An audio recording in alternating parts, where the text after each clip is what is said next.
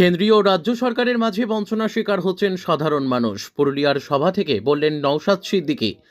ISF এর পুরুলিয়া বিধানসভার ডাকে ওয়াকফ সংশোধনী আইন 2025 বাতিল করার দাবিতে ভোটার তালিকার এসআইআর এর নামে নাগরিকদের মধ্যে আতঙ্ক তৈরি এবং হয়রানি বন্ধ করার দাবিতে ওবিসি সংরক্ষণ পুনর্বহাল এবং ফেক এসটি/এসসি সার্টিফিকেট বাতিলের দাবিতে এবং ভিন্ন রাজ্যে কর্মরত বাঙালি পরিযায়ী শ্রমিকদের সার্বিক সুরক্ষার দাবিতে সোমবার পুরুলিয়ার ট্যাক্সি স্ট্যান্ডে অধিকার সমাবেশ অনুষ্ঠিত হলো।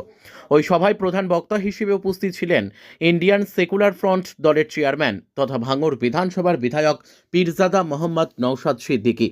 এদিন তিনি সভায় উপস্থিত হয়ে কেন্দ্রীয় সরকার এবং রাজ্য সরকারের কর্মকাণ্ডের মাঝখানে সাধারণ মানুষ কিভাবে বঞ্চিত হচ্ছেন সেগুলি একের পর এক তোপদাগার মতো সভাতে উপস্থিত সাধারণ মানুষের কাছে তুলে ধরেন।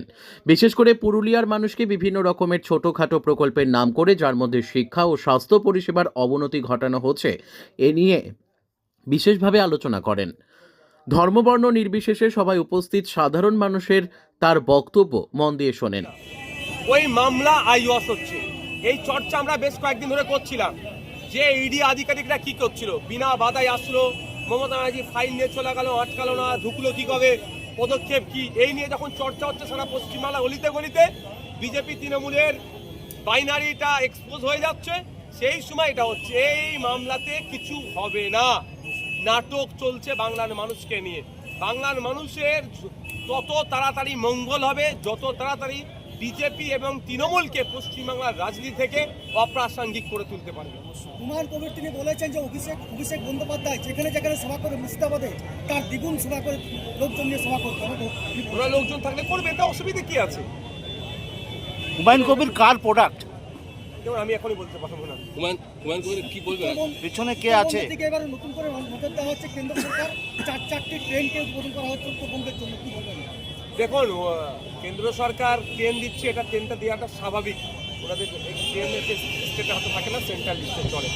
সাথে সাথে উত্তরবঙ্গের মানুষের, বিশেষ করে চা শ্রমিক যারা মিনিমাম ওয়েজেস আজকে কোন জায়গায় দাঁড়িয়েছে, সেটা নিয়ে কেন্দ্র সরকার একটু নজর দেওয়া দরকার।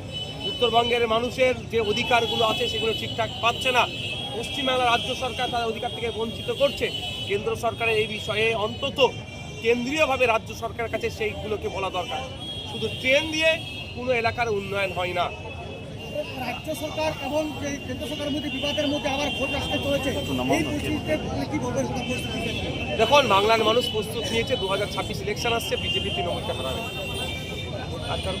আপনি বললেন যে আপনাকে ভোট দেওয়ার জন্য 294টি আসনে কি আপনার দল ভোট? দারুণ প্রশ্ন করেছে।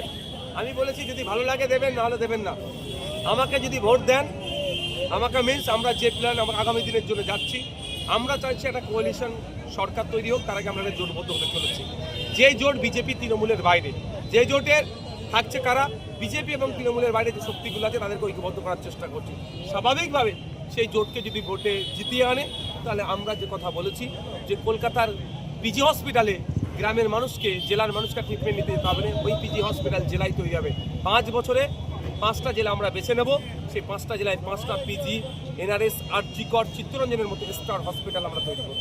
সেখানে কি পুরুলিয়া থেকে বিশ্বজিৎ সিং সর্দারের রিপোর্ট, বিগ নিউজ বাংলা।